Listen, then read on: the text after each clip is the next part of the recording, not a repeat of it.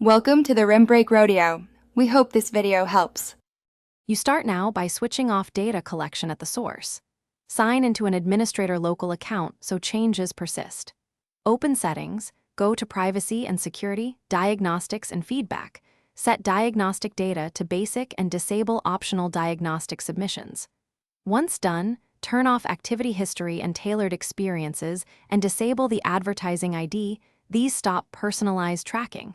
Make sure to save and restart. This immediately reduces telemetry and limits cross-device profiling before you move into deeper system changes. Next, disable background collectors and enforce settings with policies. Open Services, MSC and Set Diagnostic Policy Service, DMWAPUS, and Connected User Experiences and Telemetry to disabled. Stop them now. Then run gpedit.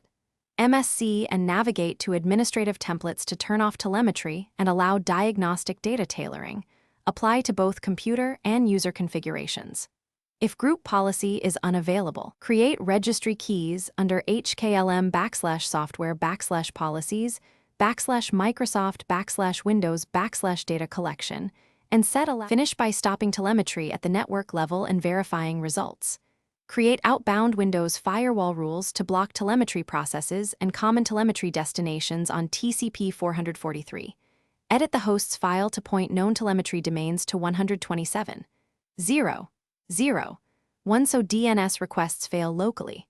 Once done, verify with Task Manager, Settings Diagnostics, and a packet or DNS monitor. Make sure critical services still run. If an app breaks, roll back the specific firewall or host's entry first. That single roll.